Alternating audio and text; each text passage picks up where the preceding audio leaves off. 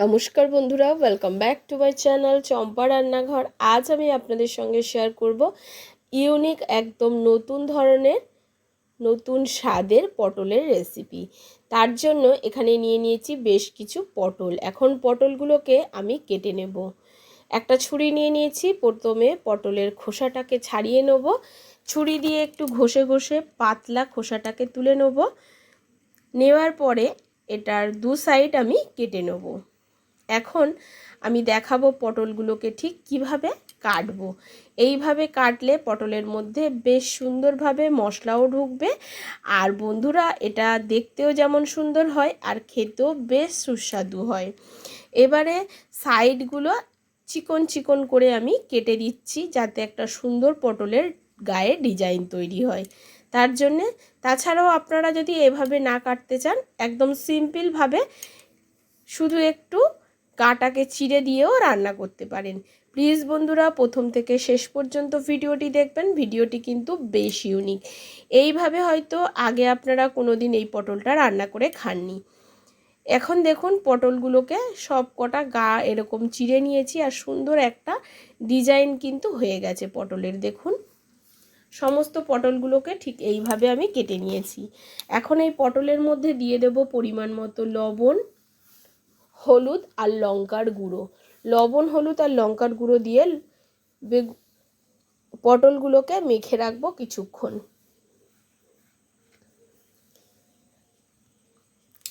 পটলগুলোকে লবণ, হলুদ আর লঙ্কার গুঁড়ো দিয়ে মেখে সাইডে আমি সরিয়ে রাখছি।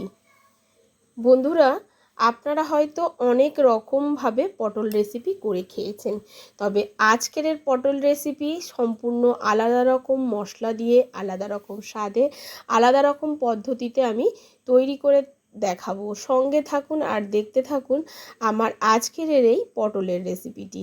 খুব ভালো করে লবণ, হলুদ আর লঙ্কার গুঁড়োটা খুব ভালো করে পটলের গায়ে মাখাতে হবে, যাতে ভেতর পর্যন্ত লবণ, হলুদ, লঙ্কার গুঁড়ো ঢোকে। সমস্ত পটলগুলো এইভাবে মাখিয়ে নিয়েছি, এটাকে সাইডে সরিয়ে রাখবো। এখন একটা বাটি নিয়েছি, বাটির মধ্যে দিয়ে দিচ্ছি হাফ চামচ গোটা জিরা, হাফ চামচ গোটা ধনিয়া, হাফ চামচ গোটা মৌরি, হাফ চামচ গোটা মেথি। এখানে অবশ্যই মেথি দানা ব্যবহার করবেন। দিয়ে দিচ্ছি গোটা গরম মশলা, দিয়ে দেবো হাফ ইঞ্চি আদা, আর দিয়ে দেবো এখানে 3 থেকে 4টে কাঁচা লঙ্কা। এই কাঁচা লঙ্কার ঝালেই ঝালটা হবে। আর বন্ধুরা, এখানে মেথি দানা দিয়েছেন বলে মনে হবে হয়তো তেতো হতে পারে, কিন্তু একদমই না। মেথির সঙ্গে যে মশলাগুলো আছে এটা একটা সুগন্ধও হবে আর সুস্বাদও হবে। এখন এটাকে জল দিয়ে কিছুক্ষণ ভিজিয়ে রেখেছিলাম গোটা মশলাগুলোকে। এখন আমি শিলপাটাতে মশলাগুলো একদম মিহি করে বেটে নেব। আপনারা চাইলে মিক্সির জারে বেটে নিতে পারেন সময়টা কমানোর জন্যে, তবে এই রান্নাটা কিন্তু শিলে বাটলে স্বাদ বেশি হয়। এটা একটা পুরানো দিনের রান্না, সাবেকি রান্নাও বলতে পারেন বন্ধুরা। আমি একটা বই থেকে পড়ে এই রান্নাটা আপনাদের সঙ্গে শেয়ার করছি। এখন দেখুন সমস্ত মশলাটা বেশ বাটা হয়ে গেছে।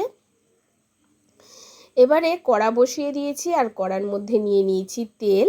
তেলটা গরম হলে এখানে প্রথমে পটলগুলোকে ভেজে নিতে হবে।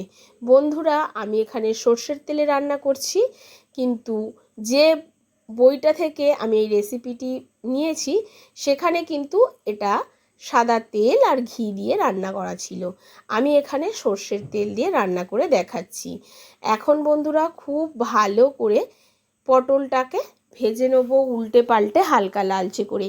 আর এই রেসিপি হলো মেথি পটলের রেসিপি। আপনারা যদি এই রেসিপি কোনো দিন বানিয়ে না থাকেন, অবশ্যই আমার রেসিপি ফলো করে একবার বানিয়ে খেয়ে দেখবেন। ভীষণ টেস্টি হয় বন্ধুরা। পোলাও, সাদা ভাত বা ফ্রাইড রাইসের সঙ্গে ভালো যায়। এখন দেখুন পটলগুলো বেশ উল্টে পাল্টে লালচে করে ভাজা আমার হয়ে গেছে। এখন পটলগুলোকে কড়া থেকে আমি তুলে নেব।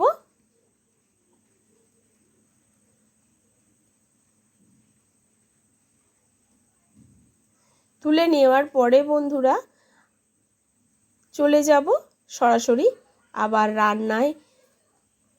একদম নতুন নতুন পদ্ধতিতে আমি তৈরি করে দেখাচ্ছি বন্ধুরা।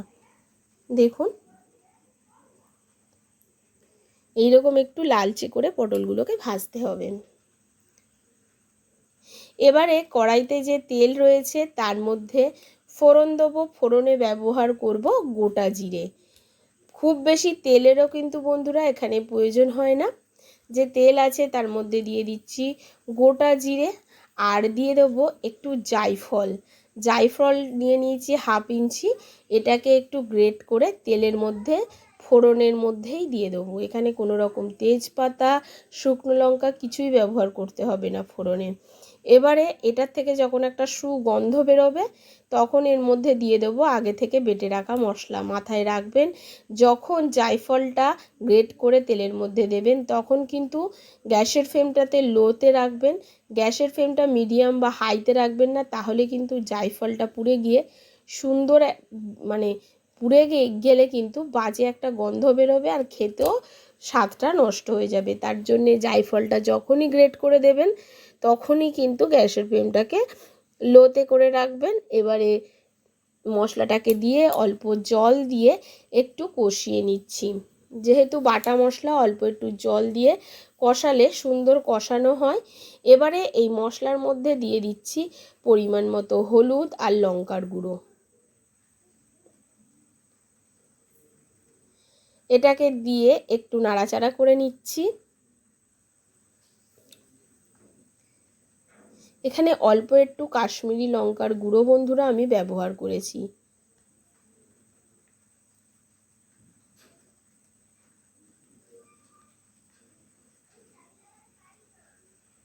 এখন দেখুন মশলাটা খুব ভালোভাবে কষানো হয়ে গেছে আর মশলা থেকে বেশ তেলও ছাড়তে শুরু করেছে। এই সময় এর মধ্যে দিয়ে দেবো 2 চামচ ফ্যাটানো টক দই। টক দইটাকেও খুব ভালো করে মশলার সাথে আমি মিশিয়ে দিচ্ছি মিডিয়াম ফ্লেমে। দেখুন খুব ভালোভাবে মেশানোর পরে বন্ধুরা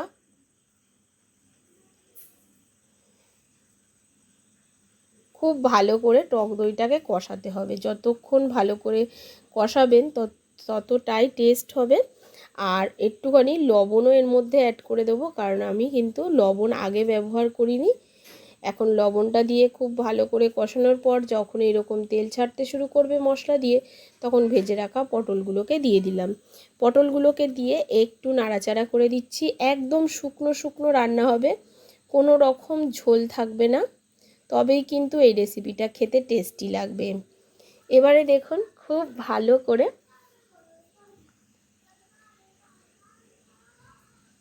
মিশিয়ে নেওয়ার পর এর মধ্যে আমি জল ব্যবহার করব না, দিয়ে দেবো 1 কাপ মতো দুধ, লিকুইড দুধ এখানে ব্যবহার করতে হবে। আপনারা চাইলে এখানে জলও ব্যবহার করতে পারেন, তবে এটা একটু দুধ দিয়ে রান্না করে খেয়ে দেখবেন বন্ধুরা। স্বাদে হবে দুর্দান্ত, স্বাদে গন্ধে এই একটাই রেসিপি দিয়ে কিন্তু আপনার ভাত খাওয়া হয়ে যাবে। সম্পূর্ণ নিরামিষ এই রেসিপি।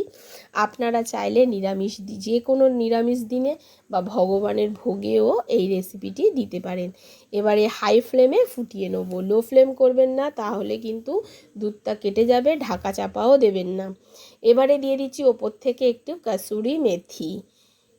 দেখুন খুব সুন্দরভাবে ফুটে গেছে গ্রেভিটা, আর সাইড দিয়ে তেল ছাড়তে শুরু করেছে। যখন ঠিক এরকম শুকনো হয়ে গেছে তখনই আমি এর মধ্যে দিয়ে দিয়েছি কাসুরি মেথিটা। আমি চিনি ব্যবহার করলাম না, যেহেতু দুধ দিয়েছি। আপনারা চাইলে একটু চিনি ব্যবহার করতে পারেন, যেহেতু এটা নিরামিষ। তাছাড়া টক দই দেওয়া আছে, তবে টক দইয়ের পরিমাণ তো খুব বেশি দিইনি, তার জন্য চিনিটা স্কিপ করলাম। এখন আমাদের রেসিপিটা সম্পূর্ণ কমপ্লিট হয়ে গেছে। একটা প্লেটে তুলে দেখাচ্ছি। দেখুন বন্ধুরা, সামনে দিয়ে দেখাচ্ছি কেমন হয়েছে অবশ্যই আমাকে কমেন্ট করে জানাবেন। বাড়িতে আমার রিকোয়েস্টে একবার এইভাবে বানিয়ে খেয়ে দেখবেন এই পটলের নিত্য নতুন রেসিপি। তাহলে আজ এই পর্যন্ত বন্ধুরা, আবারও দেখা হয়ে যাবে অন্য কোনো নতুন রেসিপির সঙ্গে। এতক্ষণ ধরে ভিডিওটির সঙ্গে থাকার জন্য অসংখ্য ধন্যবাদ। আপনারা সুস্থ থাকবেন আর ভালো থাকবেন, আর অবশ্যই আপনাদের মূল্যবান কমেন্টটা আমাকে জানাবেন।